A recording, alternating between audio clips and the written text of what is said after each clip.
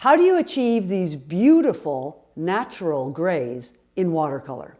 I'm going to share with you 3 specific recipes for getting neutrals in watercolor. Each recipe uses just 2 colors on my palette. Does this sound interesting to you? Keep on watching to learn more.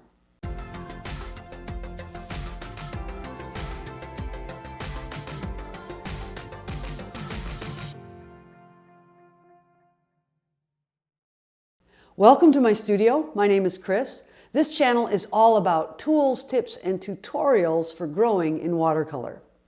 Before we get started, we should probably ask this question: why do we even need to mix neutrals? Or why are neutral colors such a big deal? Let me provide 3 reasons.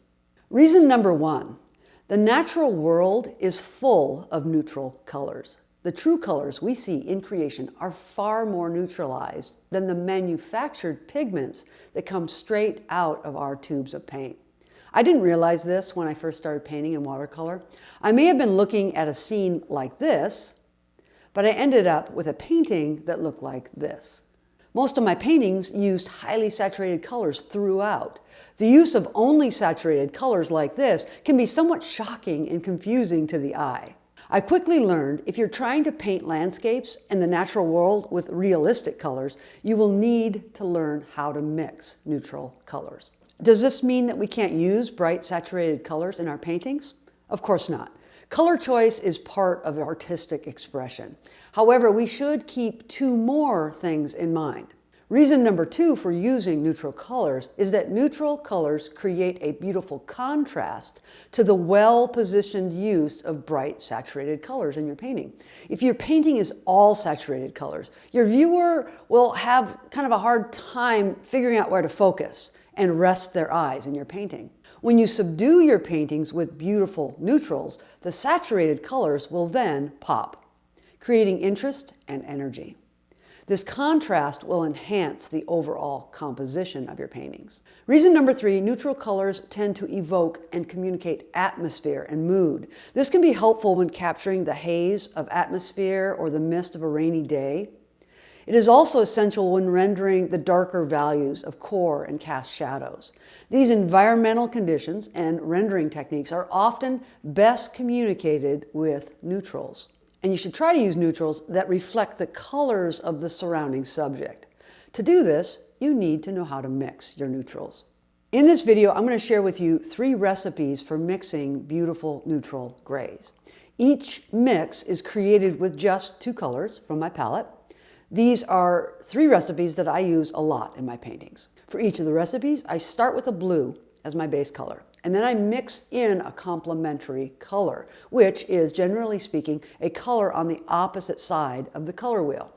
By mixing a primary with its complement, I'm essentially creating a mix of all 3 primaries, and this gives me a neutral. However, be aware that it's a bit more complicated than this when you start mixing specific paints on your palette. The pigments used to create the paint vary from one manufacturer to another, and the unique characteristics of a paint can generally impact the results. For this reason, I've provided a chart with 12 unique and specific recipes that create beautiful grays from the colors on my palette.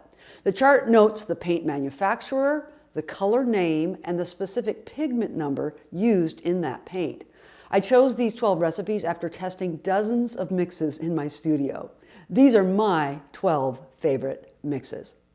If you'd like a copy of that chart, you can find the link in the description below. All right, let's get mixing. Recipe number 1. My first recipe is a classic. I am mixing French Ultramarine, this is a Daniel Smith PB29, with Burnt Umber, Daniel Smith PBR7. This is one of the most often used combinations for creating a beautiful natural gray. It creates a fairly dark toned color that is highly granulating due to the fact that I use French Ultramarine. It's a wonderful neutral for use in landscapes and shadows. Recipe number 2. For my second recipe, I've chosen Indanthrone Blue. This is Daniel Smith PB60, and Raw Sienna, Daniel Smith PBR7. You will see this gives a neutral that leans a bit more towards green because of the strong yellow bias in raw sienna. It is a beautiful mix for use in landscapes when you're capturing the distant hills that are muted by atmospheric perspective. Be aware, indanthrone blue tends to value shift quite a bit lighter when it dries, so your color won't look quite as dark when it's dry. Recipe number 3. My third and final recipe combines phthalo blue green shade, which is Daniel Smith PB 15:3, with pyrrole red. I have M. Graham PR 254. This is somewhat of a surprising color mix for me. We don't tend to think of red as a complement to blue, since they're both primary colors. However, because this blue leans towards green, the mix works beautifully. This neutral gray, when dried, leans more towards purple than the other two mixes. So there you have it, 3 specific recipes for mixing neutral gray. As I end this video, I'd like to give you a little homework assignment. I suggest you collect all your watercolor paints and experiment creating neutrals through the mix of 2 colors. Start by choosing a base color, probably a blue or a green. Then select a complementary color from the opposite side of the color wheel. Start with the base color and mix in the complement in small amounts. Push the color mix towards the complement. And then if you go too far, then back towards the base color by adding small amounts of each color. Eventually, you will land on a perfect neutral. Or if you don't like that mix, try a different complementary color till you get a beautiful neutral.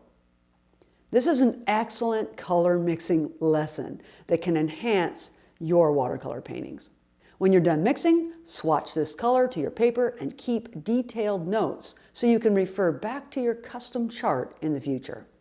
I hope you have found value in this lesson. If so, consider subscribing to my channel and hitting the notification bell. This will keep you notified whenever I put out a new video. I also have a growing collection of free resources on my website at studio.krisdebruine.com. I encourage you to head over there and check them out. You can download a template for creating a color wheel chart of your colors, as I have done here, or you can access a chart of all the colors currently on my palette. As always, thanks for watching, have a great day, and keep on growing in watercolor.